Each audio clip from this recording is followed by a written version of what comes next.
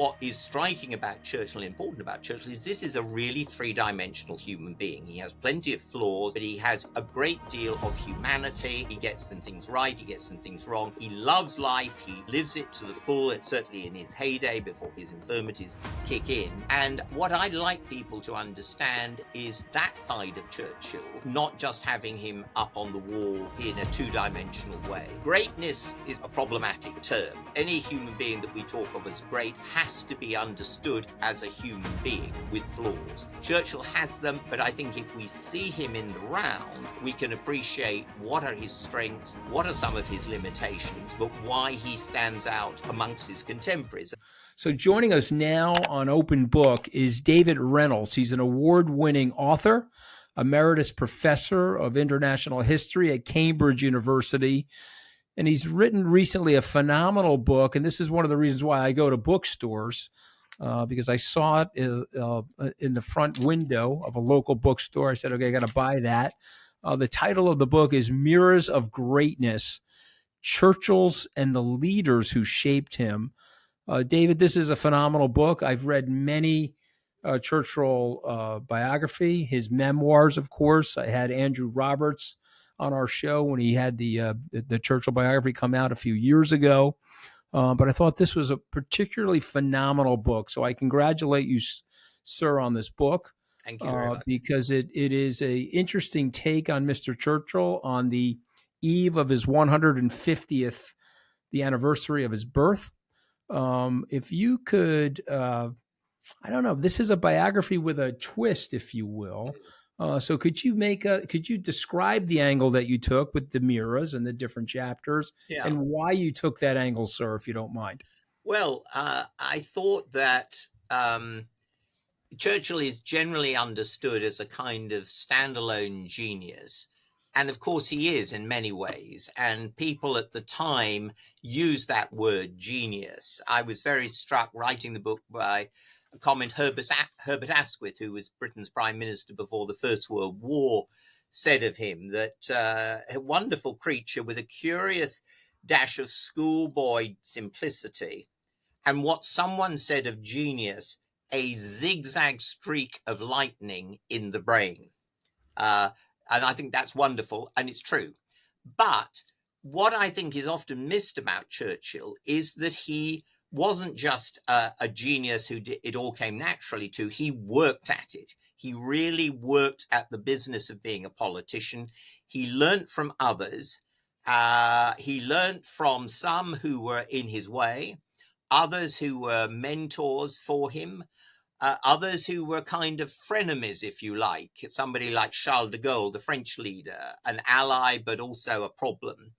And what I wanted to do was tell the story of his life through some of those encounters, those significant encounters with significant others, if you like, to see a way of understanding him through their eyes and through the interactions he had.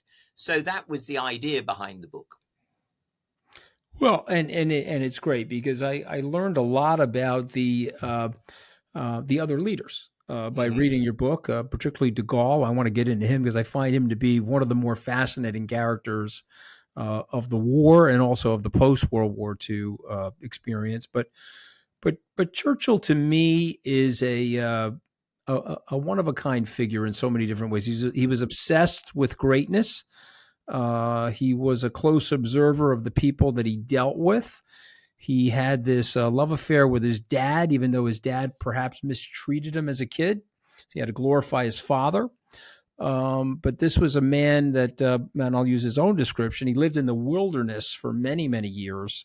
And this is a metaphor. I've got young listeners that listen to us, sir. They may not know what I mean, but Churchill described his years, the wilderness years, when he was a backbencher and he had lost out at Gallipoli and he'd lost the Lord of the Admiralty, all these different things that happened to him. Yet he hung in there. He suffered from the black dog, sir, right? The depression that he describes in his life. But here he is getting to the prime ministership at a time when the country actually really needs him. So you've written about 5 or 6 different individuals, perhaps more in this book, alongside of him. But who do you think really shaped him? If you had to look to one person and say, was it Clementine Churchill, his wife? Was it his mom? Was it David Lloyd George? Who shaped him, Well, sir? Lloyd George was certainly, he was the British leader, prime minister through the worst part of the First World War. Clearly a man who Churchill was always slightly in awe of. But in the end, of course, if you take the longer story and to the Second World War, Lloyd George was by then over the hill. And also, he did not have that physical courage that Churchill did. Churchill was unusual in that this was a man who'd been trained as a soldier, who'd fought in battle, who I would imagine had killed people, who'd nearly been killed by others. And he was pretty fearsome. And Lloyd George was a coward. He was scared stiff of the German bombing during the Second World War. And it was clear that he didn't have that spirit and fire that Churchill did. Yeah, and I would say that in certain ways, and I'm perhaps pushing this a little bit because she's been so neglected, his wife Clementine was tremendously important. Yeah, that's the last chapter of your book, which I found the to be last chapter of the book. And this was, on the face of it, a kind of classic male chauvinist pig story, that here was a wife who looked after him, who catered for all his needs and all the rest of it. He didn't do anything in the way of domestic chores, absolutely inconceivable.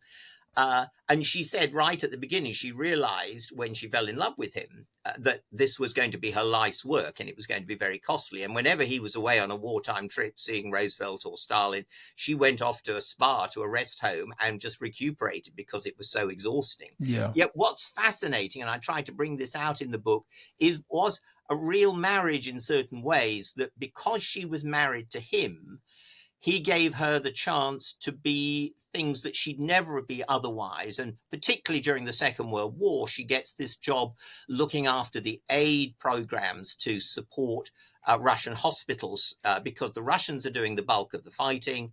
And she's very concerned about this. She's very struck by it hurts her that we can't open a second front. And she has a chance to go and visit these Russian hospitals, and that makes something for her life. So I was very struck by the way that this was, in interesting ways, a real partnership, and one that I don't think is fully appreciated. Yeah, I'm glad you brought all that up. I wanted to bring that out in you because I didn't fully appreciate it until I finished your book.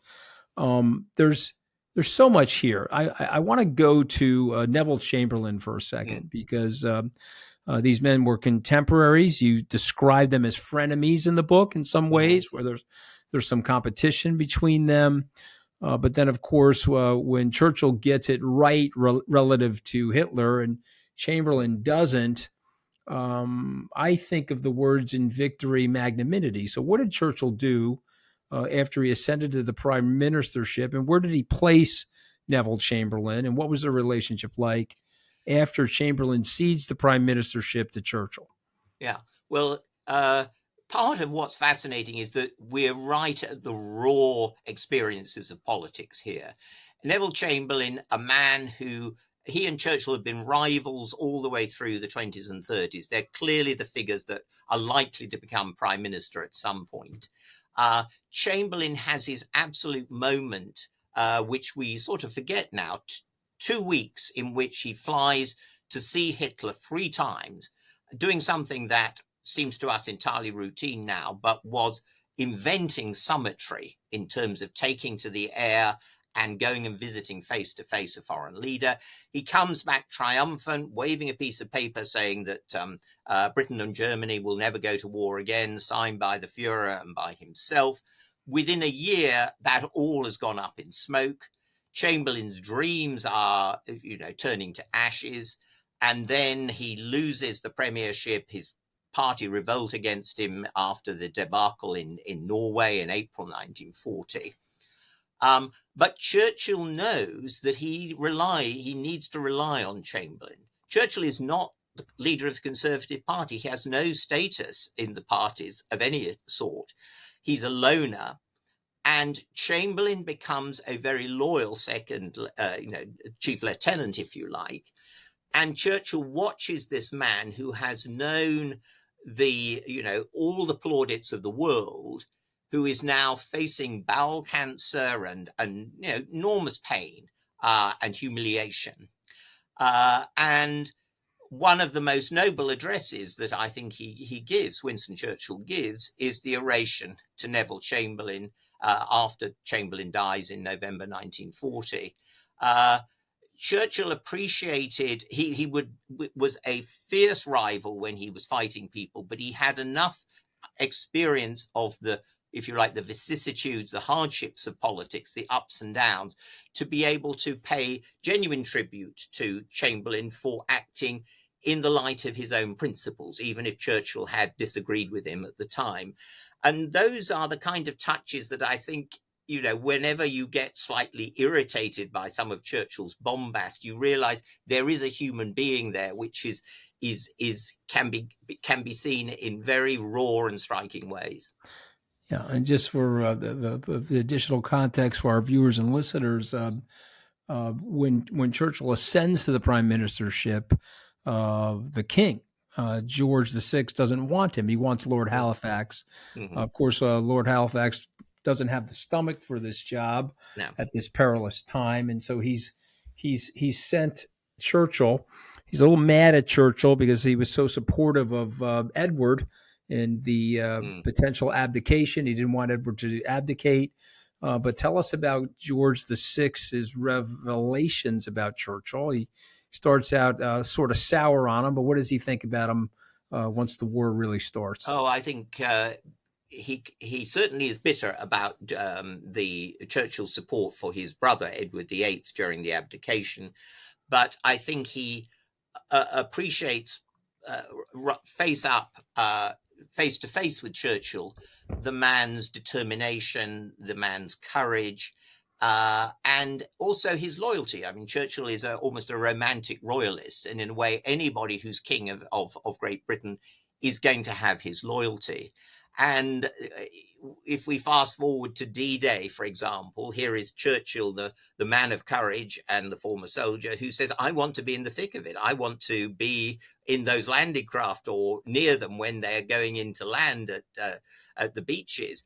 And it's only because the king is his commander-in-chief, he's prime minister, and the king is commander-in-chief of the armed forces, that George VI says, no, you cannot do this. We cannot afford to lose you in any way. Story. So such a great story. He really listens to his monarch. And those are sort of stories that it's what I was saying earlier, that touch of a schoolboy. He always is there. He just wants to be in the thick of it in the way that any kid wants to be.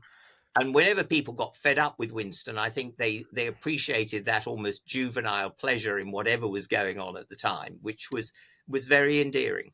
It's the fearlessness that he returns to war, right, in his 40s, right? He decides he's going to go into battle in World War I. Of course, he says, and I'm going to only paraphrase this because I read it a long time ago, but in the River War, there's nothing more exhilarating than being shot at and actually missed, or something like that. And of course, I'm paraphrasing this. And so these are the reasons why we'll be talking about Winston Churchill long after you and I, Professor, are gone from the earth. They will long be talking about Mr. Churchill. Let's go to Franklin Roosevelt, sir, if you don't mind. Well, it's another fascinating relationship. On the face of it, and perhaps one should just say that one of the things that struck me, and I emphasize it in the book, is just that we think of Churchill as the absolutely pugnacious bulldog, jaw out, and so on, the Rock.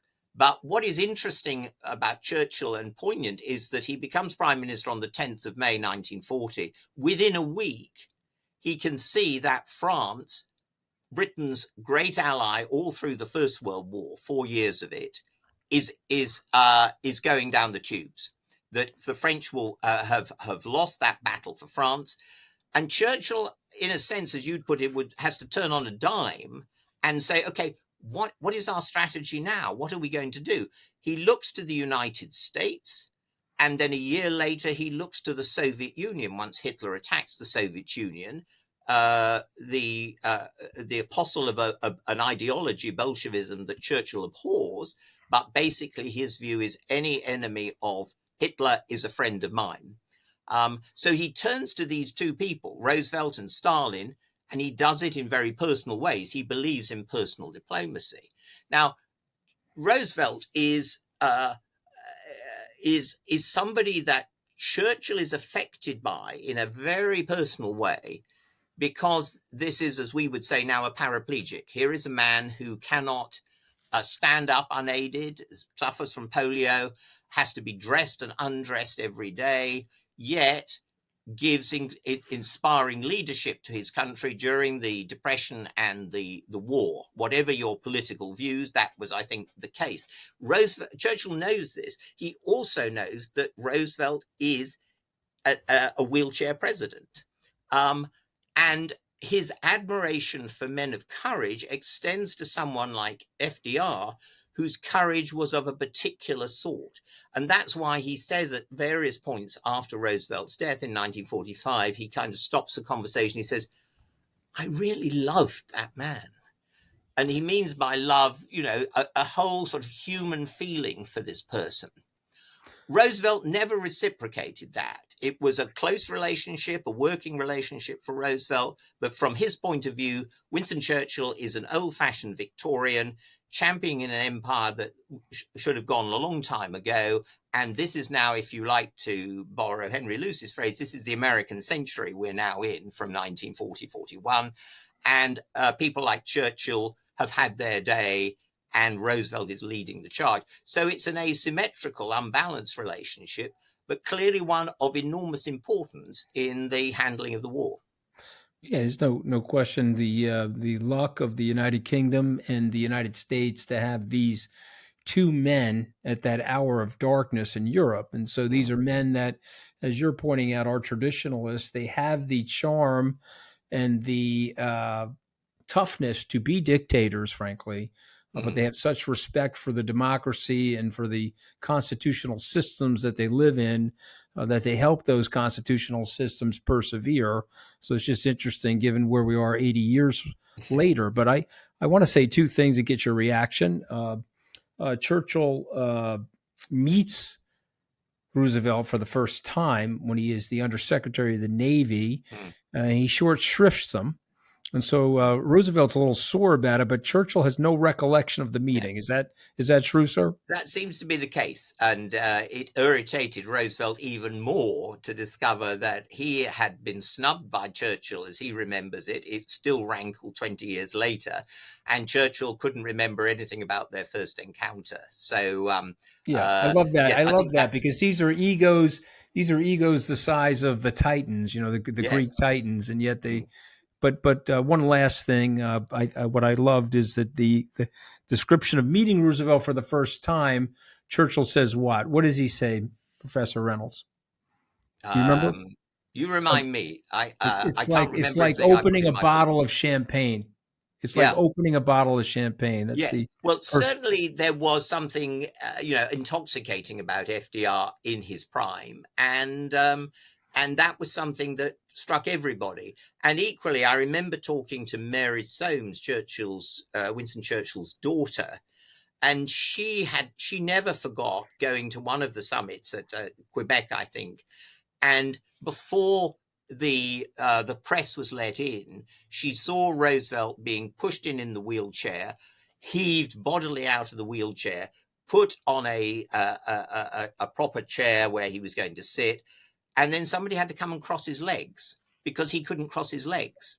And so those pictures we have of these wartime conferences, particularly, I think, Tehran, where Roosevelt has this almost lion-like profile, it was a complete fake. But that was part of the courage that people saw Roosevelt behind the scenes and realized and grasped. And that was something that they didn't forget, Winston or Mary. It's a brilliant insight. I really appreciate you sharing that with all of us. Let's go to Joseph Stalin, sir, who who Churchill came to see as kind of a moderate, didn't he? I mean, tell me what your Well, thoughts are yes. there.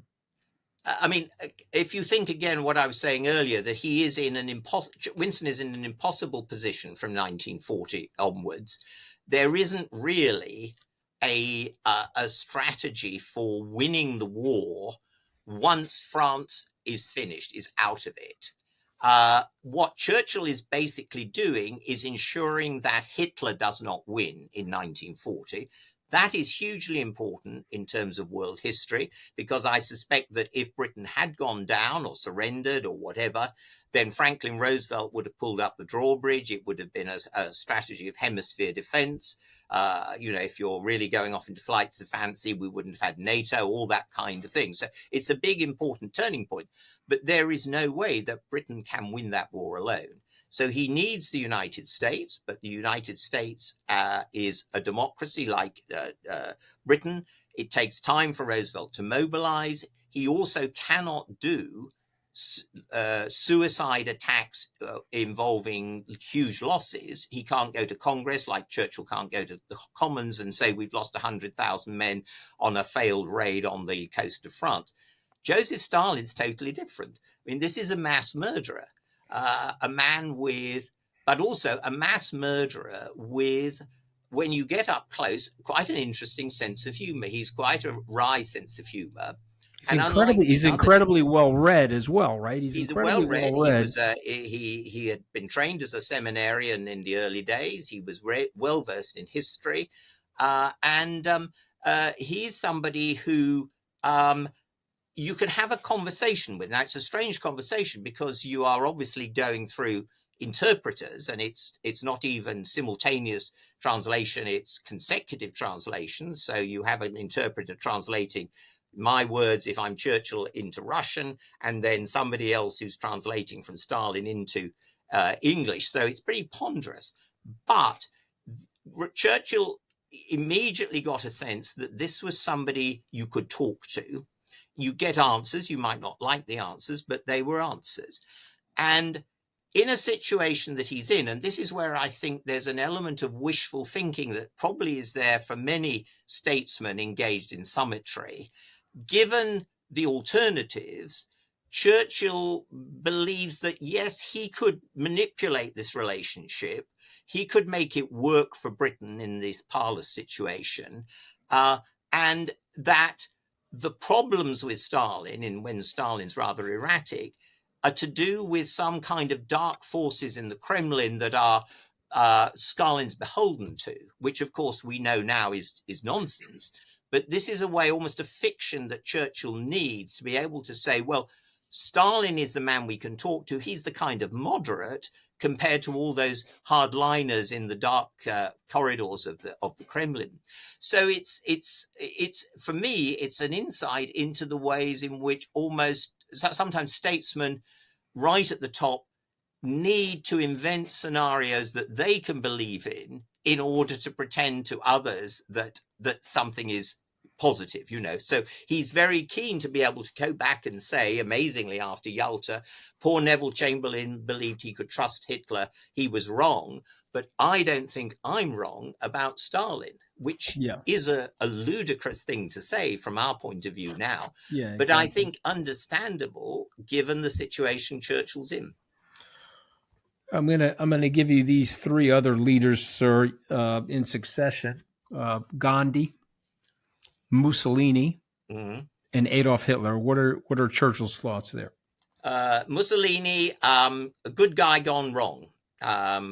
Mussolini, praised by Churchill after 1918 because he helped to, as Churchill sees it, hold back the Bolshevik tide when it looked like it was rolling across Europe. Admiring of Mussolini, a very charismatic figure, up close and personal, but from Churchill's point of view, took the wrong turn in 1940 when he supported Hitler. And from then on, it's all downhill, and it's he takes his country to disaster. Gandhi, I agree with Andrew Roberts that Gandhi, in Churchill's mind, is almost bracketed with Adolf Hitler in terms of being a fundamental enemy of Britain. Churchill is fighting in 1940, not just for Britain, but for the British Empire. The two things go together for him. And Gandhi is the person who really challenges the British Empire, not just because Gandhi feels that India must start moving towards independence, but more fundamentally, Gandhi challenges Churchill's attitude almost to masculinity and manliness and power. Here is a man who has been schooled in the British law courts and all the rest of it, has been brought, as Churchill sees it, to civilization. And then he goes off and dresses like an Indian peasant with a loincloth and all the rest of it. You describe the hypocrisy of that quite well in this book, right? Well, he describes, Churchill sees it as hypocrisy, and Gandhi is a very complicated figure, obviously, and very naive about Hitler. But what I think gets Churchill's gall is that Gandhi, as this supposedly powerless little Indian peasant, commands the support of millions of people in India. And it illustrates to a man like Churchill, who is a graduate of Sandhurst, in other words, like West Point, of the military academy, Gandhi illustrates the power of powerlessness to mobilize support in a way that Churchill could not understand and could not tolerate. So it's very visceral for Churchill, that sense of what Gandhi stands for. Hitler, I mean, what struck me in writing the book was that Churchill has relatively little to say about Hitler per se. He thinks of him as almost a sub-animal kind of character. But what matters is that he is in charge of a really powerful military machine. Churchill's concern is for German militarism, Prussian militarism, the power of that state and the threat that it can pose to Britain. And it's ironic in a way because Hitler is the man who in 1940, by a stroke of really strategic genius, the way that he goes around the flank of the French army and knocks France out of the war in a few weeks, Hitler makes possible Churchill's finest hour. Though Churchill, you'll never find any thank you in Churchill's memoirs to Hitler for doing that. But I think it was an essential part of the story.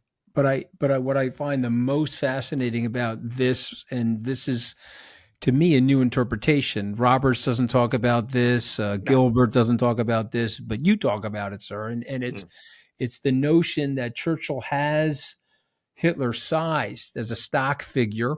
He has him sized as someone that's not capable of really having the full executive functions to be a statesman or a leader. He's a thug and he's a murderer and he's a bully, and a result of which the institutions of the United Kingdom or the United States or the Allies can eventually put him down.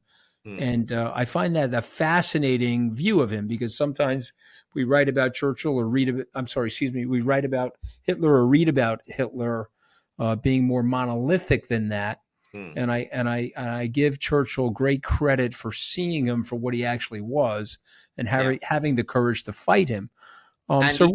Churchill says at the end, when they're thinking about what should happen to Hitler after the war is over, Churchill's preferred recipe for Hitler is to deal with him as he says, as they dealt with gangsters in the United States in the Al Capone era. He said, I think it would be good to have an electric chair and maybe the Americans can provide it under Lend-Lease. Yeah, it's fascinating. You really picked this up, I think, beautifully, and you added something to the lore of Churchill in terms of his insight.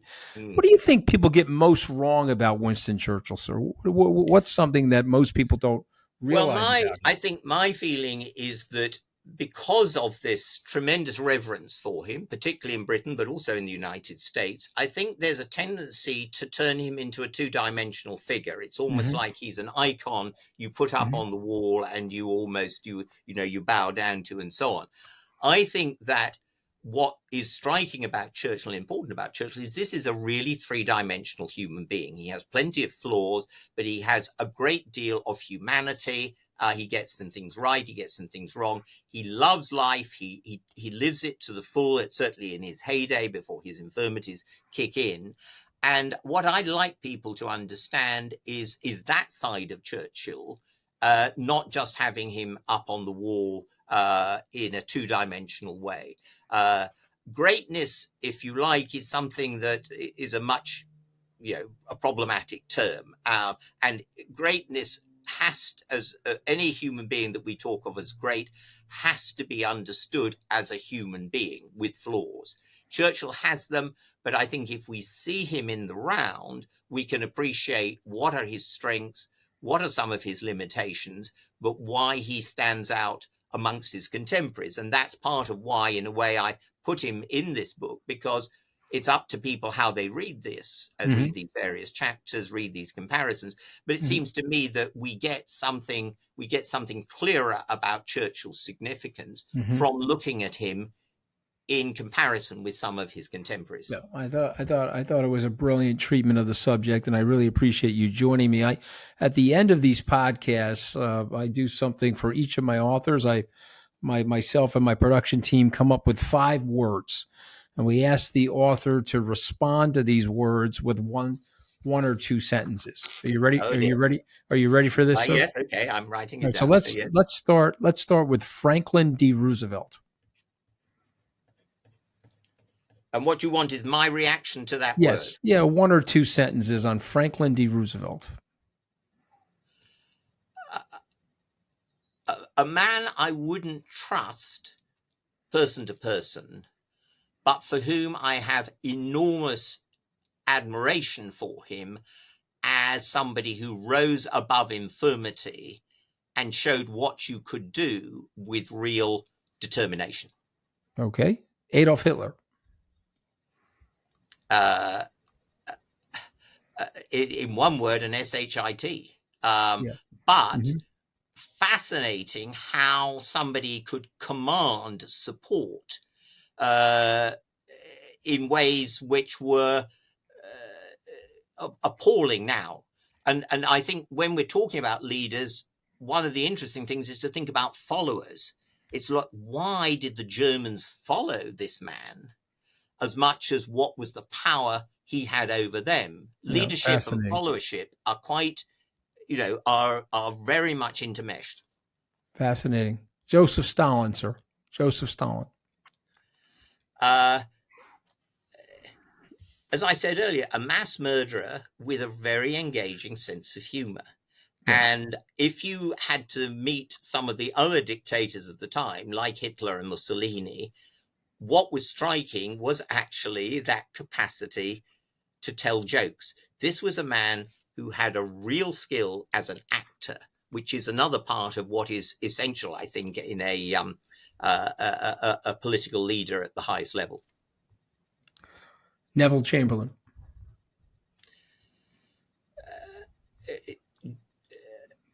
A tragedy that's almost Shakespearean. It really is a story of hubris, of getting carried away to the heights and then being dropped down into the depths, and also being seduced by his own capacities to try and deal with a foreign leader in ways that he had absolutely no comprehension of how to handle.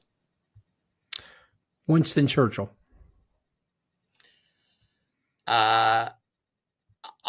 I think of him, let me tell it this way round. I'm very struck by his comment on Clement Attlee, that Churchill's comment on Clement Attlee, the Labour leader, where he said, this is an admirable fellow, but not a man with whom one would wish to dine. I think Churchill what I would hope is that Churchill would think of me as an admirable fellow, though I doubt that he would also want to dine with me. Listen, it's an incredible time in history, and these are incredible figures.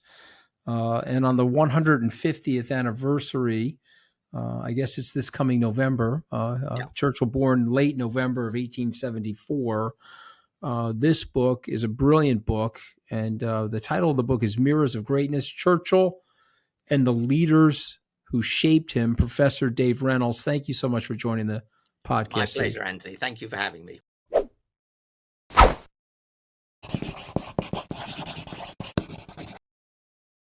All right. So, Ma, are you old enough to remember Winston Churchill, or you're not old enough?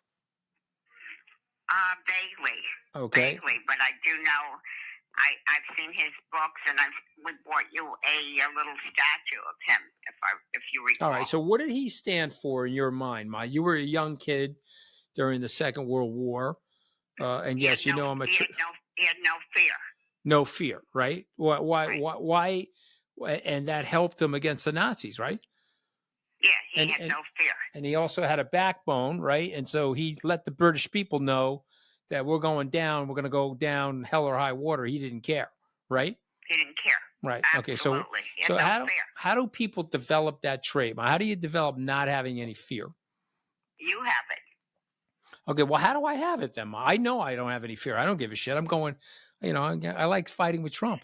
So how do you have no fear? How do you develop that, Ma? Well, first of all, you worked at a motorcycle shop when you were young, and you had an uncle who ran a huge business in that kind of thing, and he had no fear. So you used to probably look up to him, and you developed this. Mm-hmm. Yeah, so you didn't give it. If you know you're right, then you stand up for it, and if you know you're wrong, you have to take a back seat. But he would word it differently. Right. Why do you think I get along so well with the British, though, Ma? What do you think that is about me? Well, they see the real you. Okay. And you're very intelligent, and you're humble, and you have money, and you do not make people feel subservient to you. Okay. All right. Well, I hope all that's true, because I certainly never want anybody to think that. Right. But when people make mistakes, and Churchill had his share of mistakes, other leaders have had their share of mistakes. What do you think they have to do to survive, Ma? What do I think they have to do to survive their mistakes? How do they come back they from? Have to believe that they made a mistake, so that they can work on themselves and come out of it. So accountability first, right? Right. And then adaptability. You make a mistake, own the mistake, adapt your point of view. Then go forward. Okay. After you've done it, go forward. All right.